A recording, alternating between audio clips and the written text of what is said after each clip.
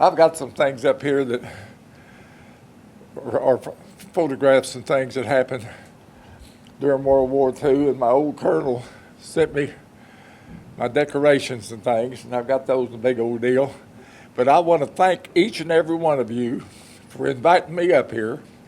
I'd rather talk than eat, so I'm not a whole lot different from what General Patton was. Just not as rugged as him and can't cuss like he could.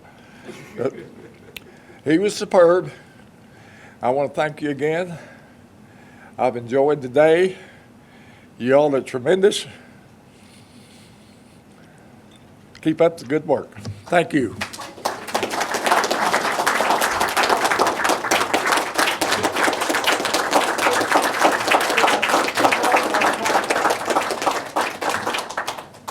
you take questions? Are you going to take questions? Sure, I'll take questions. I didn't know I was supposed to, but Come on back up. I'll take questions. Question away. Everly. Will you tell them two things? One, why you didn't go to OCS, and two, how you kept warm? Well, the reason I didn't go to OCS, you know, in the Army we had an AGCT score, and that means the Army General Classification Test. And every man in the Army took it, and none of us ever knew what we made. And when General Patton got the Third Army grades and saw mine, boy, he wanted to adopt me right then to look after him and General Weber. And I told him, I said, you all made me for first sergeant. I'm glad to be a first sergeant. I said, I'm not really concerned about being an officer.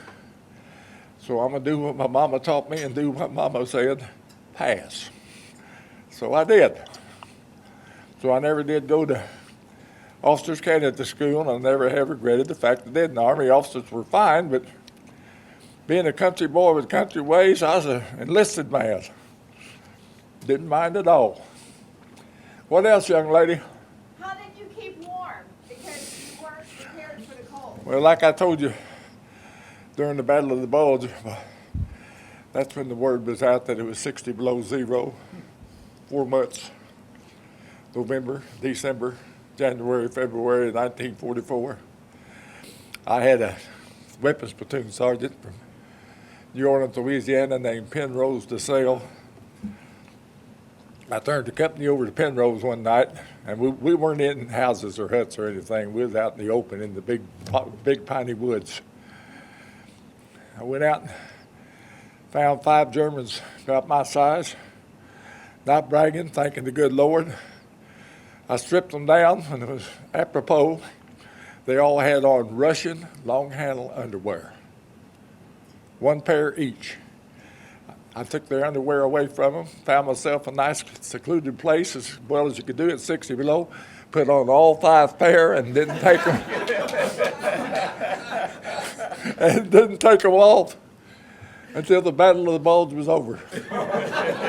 When I threw that underwear in the ditch, it crumbled. I think it was the dirtiest underwear in the history of mankind. But I was glad the good Lord inspired me and I did it, because I wouldn't be here today if I hadn't have. Any more questions? Yes, sir. Have you ever thought about writing a book? My kids are always trying to get me to do that, but I know who wants all the money.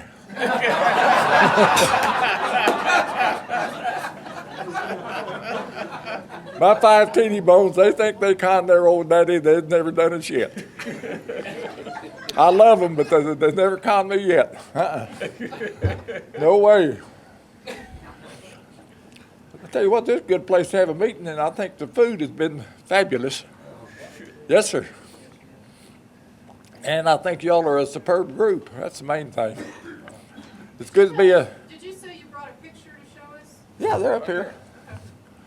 I'll just put them out here, and y'all can look at them if you want to. If you don't want to look at them, well, that's all right. But I just thought that it was hanging on the wall at home. I'd just bring them and let you all see them. Thanks again.